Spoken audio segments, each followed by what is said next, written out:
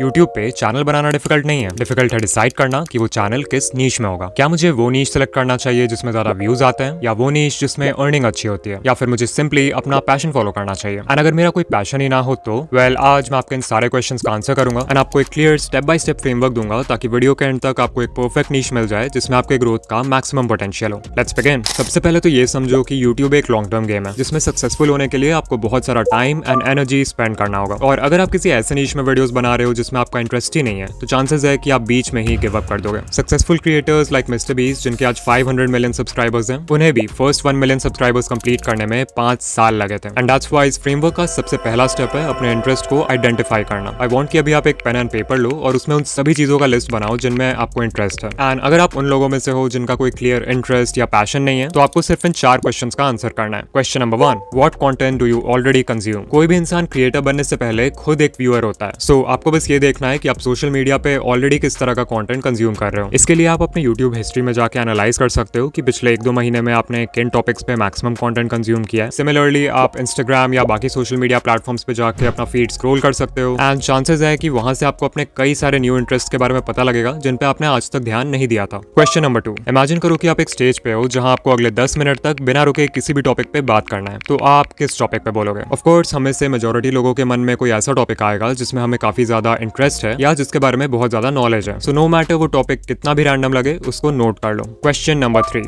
What do people come to you for? वो कौन सी चीज है जिससे रिलेटेड हेल्प या एडवाइस मांगने के लिए आपके फ्रेंड्स एंड फैमिली मेंबर्स आपके पास आते हैं? फॉर एग्जाम्पल आप में से बहुत लोग होंगे जिनके पास लोग तब आते हैं जब उनको कोई स्मार्टफोन, लैपटॉप या कोई गैजेट लेना होता है। बहुत लोग ऐसे होंगे जिनके पास लोग हेल्थ या फिटनेस एडवाइस के लिए आते हैं। So try to figure out कि आपके केस में वो चीज क्या है। And finally question number 4, what are you currently learning और वांट टू लर्न? ये क्वेश्चन बहुत इंटरेस्टिंग है क्योंकि इसके लिए आपको किसी चीज में एक्सपर्ट होने की जरूरत नहीं है। अगर कोई भी ऐसा स्किल है जो आप अभी सीख रहे हो या सीखना चाहते हो तो भी आप उसके अराउंड कंटेंट बना सकते हो। अगर आपने खुद 1 महीने पहले जिम ज्वाइन किया है तो ऑब्वियसली आप फिटनेस टिप्स वाली वीडियो नहीं बनाओगे, बट आप अपने जर्नी को डॉक्यूमेंट करके बिगिनर्स के लिए कंटेंट बना सकते हो। लाइक आपने क्या सीखा, क्या मिस्टेक्स किए, अपना ट्रांसफॉर्मेशन दिखा सकते हो एटसेट्रा। इस अप्रोच का सबसे बड़ा फायदा यह है कि आप सीखते सीखते ही ऑडियंस बिल्ड कर सकते हो। तो इन 4 क्वेश्चंस को आंसर करने के बाद आपके पास at least 4 to 5 potential topics easily आ जाएंगे। बट चांसेस हैं कि आपने जो भी टॉपिक्स लिखे हैं उनमें से ऑलमोस्ट सारे बहुत ब्रॉड हैं। यहीं पे आता है हमारे फ्रेमवर्क का अगला स्टेप, फाइंडिंग अ सब नीश। लेट्स से आप एक आर्ट चैनल बनाना चाहते हो। अब आर्ट अपने आप में काफी ब्रॉड एंड सैचुरेटेड नीश है जिसमें हजारों चैनल्स ऑलरेडी एक दूसरे से कम्पीट कर रहे हैं। तो हम थोड़ा और स्पेसिफिक जाएंगे। एग्जाम्पल, आर्ट के अंदर आप पेंसिल स्केचेस का सब नीश पिक कर सकते हो एंड अगर वो भी बहुत ब्रॉड है तो आप पोर्ट्रेट पेंसिल स्केचेस के सब नीश में जा सकते हो। सिमिलरली अगर मेन नीश फिटनेस है तो उसको नैरो करके आप वेट लॉस वाला सब नीश पिक कर सकते हो। एंड अगर और स्पेसिफिक जाएं तो हमारा चैनल हो सकता है weight loss using home workout के अराउंड एंड इसी मेथड को बोलते हैं नीश डाउन करना। अब आप सोच रहे होगे कि हम इतना स्पेसिफिक जा क्यों रहे हैं? एक्चुअली इसका एक इंटरेस्टिंग रीजन है। बड़े क्रिएटर्स यूजुअली इतने स्पेसिफिक ऑडियंस को टारगेट नहीं करते हैं। फॉर एग्जाम्पल अगर एक 10 मिलियन सब्सक्राइबर्स वाला आर्ट चैनल है तो वो जनरली ऐसे वीडियोस बनाएगा जो मैक्सिमम लोगों को अपील करे और हाईली स्पेसिफिक टॉपिक्स को अवॉइड करेगा क्योंकि उसको पता है कि टॉपिक जितना स्पेसिफिक होगा उसको देखने वाली पोटेंशियल ऑडियंस भी उतनी ही लिमिटेड होगी। अब अगर एक न्यू क्रिएटर के पर्सपेक्टिव से देखें तो ये एक्चुअली एक अपॉर्चुनिटी है। जब आप एक ब्रॉड नीश टारगेट करते हो तो आपको उस नीश के popular and well established creators से डायरेक्टली कंपीट करना पड़ता है जिनकी content quality, editing, story telling सब कुछ आपसे कई गुना बेटर है। वहीं अगर आप उस नीश के अंदर एक सब नीश को टारगेट करते हो तो आपके कंपेटिटर्स भी कम हो जाते हैं एंड जो कंपेटिटर्स होते भी हैं वो मोस्टली बड़े चैनल्स नहीं होते हैं। यही रीजन है कि पोर्ट्रेट पेंसिल स्केचेस जैसा स्पेसिफिक सब नीश एक न्यू क्रिएटर के लिए आर्ट से बेटर है। इससे आपके लिए स्टैंड आउट करना इजियर हो जाता है विच मीन्स कि लोग आपके चैनल को एक स्पेसिफिक चीज के लिए याद रखेंगे। ऑल्सो क्योंकि आपको पता होगा कि आपके टारगेट ऑडियंस एग्जैक्टली कौन है तो आप उनके प्रॉब्लम्स, इंटरेस्ट, गोल्स इन चीजों को ध्यान में रख के बेटर वीडियो आइडियाज जनरेट कर पाओगे। बेस्ट पार्ट यह है कि नीश डाउन करना कोई परमानेंट डिसीजन नहीं है। अगर फ्यूचर में आपको लगता है कि सब नीश की वजह से आपकी ग्रोथ अब थोड़ी लिमिट हो रही है तो आपने जिस ऑर्डर में नीश डाउन किया है उसके ऑपोजिट ऑर्डर में नीश अप भी कर सकते हो एंड अपने पोटेंशियल ऑडियंस साइज को इंक्रीज कर सकते हो। सो अपने लिस्ट में आपने जो भी 4-5 टॉपिक्स लिखे थे सोचो कि उनके लिए आप कौन सा सब नीश पिक कर सकते हो। और ये सिर्फ थ्योरी नहीं है। यूट्यूब पर आपको कई सारे ऐसे चैनल्स मिल जाएंगे जिन्होंने इनिशियली एक बहुत स्पेसिफिक ऑडियंस को टारगेट करके स्टार्ट किया और फिर टाइम के साथ अपना नीश एक्सपैंड कर दिया। फॉर एग्जाम्पल मार्कस जोन्स जो कि एक यूट्यूब ग्रोथ चैनल है। इस चैनल पे आपको how to get more views, how to get more subscribers, how to upload shorts, इस तरह के वीडियोस मिलेंगे। सो ऑफ कोर्स करंटली इस चैनल का कंटेंट एक काफी ब्रॉड ऑडियंस को टारगेट कर रहा है। बट अगर हम इस चैनल के ओल्डेस्ट वीडियोस पे जाएं 7 साल पहले तो यू विल सी कि स्टार्टिंग में ये चैनल सिर्फ गेमिंग क्रिएटर्स के लिए एडवाइस देता था, like how to grow a gaming channel from 0 subscribers, best editing software for gaming videos, how to make a viral gaming video. And ये जितने भी वीडियोस हैं ये सब गेमिंग क्रिएटर्स को टारगेट कर रहे हैं। So he started with with YouTube growth for gaming channels and उस सब नीश को एक्सपैंड करके इस चैनल ने अपना नीश जनरल यूट्यूब ग्रोथ कर लिया। अब तक हमने अपने इंटरेस्ट को नैरो डाउन करके उसे एक सब नीश में कन्वर्ट किया है। But now the question is कि आपको पता कैसे चलेगा कि जो सब नीश आपने सिलेक्ट किया है उसमें पोटेंशियल है भी या नहीं। यहीं पे आता है हमारे फ्रेमवर्क का फाइनल स्टेप, इवैल्यूएट पोटेंशियल। किसी भी नीश में चैनल बनाने से पहले आपको इन 3 फैक्टर्स को कंसिडर करना चाहिए। सबसे पहला फैक्टर है डिमांड। बेसिकली आपको प्रूफ चाहिए कि आपने जो नीश सेलेक्ट किया है उसमें enough number of viewers exist करते हैं। इसके लिए आप यूट्यूब सर्च बार में अपना सब नीश टाइप कर सकते हो एंड अगर आपको दिखता है कि मल्टीपल क्रिएटर्स के वीडियोस कंसिस्टेंटली अच्छे व्यूज ला रहे हैं तो ये एक स्ट्रॉन्ग सिग्नल है कि इस सब नीश में ऑडियंस एग्जिस्ट करती है। अगर आपका नीश जरूरत से ज्यादा स्पेसिफिक और नैरो होगा तो नेचुरली उसमें इंटरेस्टेड ऑडियंस भी बहुत लिमिटेड होगी एंड ग्रो करना मुश्किल होगा। तो वैसे सब नीशेस को अवॉइड करना ही बेस्ट है। इफ यू वांट तो आप vidIQ जैसे टूल्स भी यूज कर सकते हो जहां आपको अपने नीश से रिलेटेड कीवर्ड्स टाइप करने होंगे एंड आप देख पाओगे कि मंथली उस कीवर्ड को कितने लोग सर्च करते हैं। वंस यू नो कि आपके नीश में अच्छी खासी डिमांड है तो आपको नेक्स्ट फैक्टर को इवैल्यूएट करना है जो कि है स्टॉक। क्या आप इस नीश में at least 100 high quality video idea सोच सकते हो या नहीं, क्योंकि यूट्यूब पे सक्सेस मिलने में टाइम लगता है। अगर आप सिर्फ 15-20 वीडियोस के बाद ही आइडिया से आउट हो जाओगे तो चाहे नीश में कितनी भी डिमांड हो आप उसमें लॉन्ग टर्म ग्रो नहीं कर सकते। इसलिए मैं चाहता हूँ कि अभी आप एक ब्लैंक पेज खोलो और बिना यूट्यूब से कॉपी किए अपने नीश के अराउंड जितने वीडियो आइडिया सोच सकते हो उतने लिखो। अगर आप इजीली 40-50 आइडियाज तक भी पहुंच जाते हो तो ये ऑलरेडी एक स्ट्रॉन्ग साइन है कि इस नीश में लॉन्ग टर्म कंटेंट बनाया जा सकता है। But if you are struggling to find ideas तो चांसेस है कि ये नीश बहुत नैरो है या फिर आपको उस टॉपिक में उतना इंटरेस्ट नहीं है जितना आप सोच रहे थे। एंड फाइनली थर्ड फैक्टर है प्रॉफिट। बहुत लोग नीश चूज करते वक्त सिर्फ ये देखते हैं कि किस नीश का सीपीएम सबसे ज्यादा है, बट अगर आप सिर्फ हाई सीपीएम देखकर कोई ऐसा नीश चूज कर लेते हो जिसमें ना आपका इंटरेस्ट है और ना ही आप लॉन्ग टर्म कंटेंट बना सकते हो तो उस सीपीएम का कोई फायदा नहीं है। इंस्टेड आपको ये देखना चाहिए कि अगर फ्यूचर में आप इस नीश में एक ऑडियंस बिल्ड कर लेते हो तो क्या आपके पास इनफ मोनेटाइजेशन अपॉर्चुनिटीज है या फिर नहीं। फॉर एग्जाम्पल अगर आपका नीश फिटनेस है तो आप एडसेंस के अलावा sponsorships, affiliate marketing, 1-to-1 coaching, courses, मर्च एंड ऐसे कई सारे वेज से अर्न कर सकते हो। तो ऐसे ही आपको अपने नीश को भी इवैल्यूएट करना है कि क्या उसमें इनफ मोनेटाइजेशन अपॉर्चुनिटीज हैं या फिर नहीं। दिस इज वेरी इंपॉर्टेंट अगर आप यूट्यूब को सिर्फ एक हॉबी नहीं बल्कि एक बिजनेस या फुल टाइम करियर बनाना चाहते हो। सो अपने लिस्ट में आपने जो भी 4-5 सब नीशेस लिख के रखे हैं उनको इन 3 फैक्टर्स के बेसिस पे इवैल्यूएट करो एंड जो भी ऑप्शन सबसे स्ट्रॉन्गेस्ट लगे उसी के साथ अपना चैनल स्टार्ट करो। क्या वो नीश 100% परफेक्ट होगा?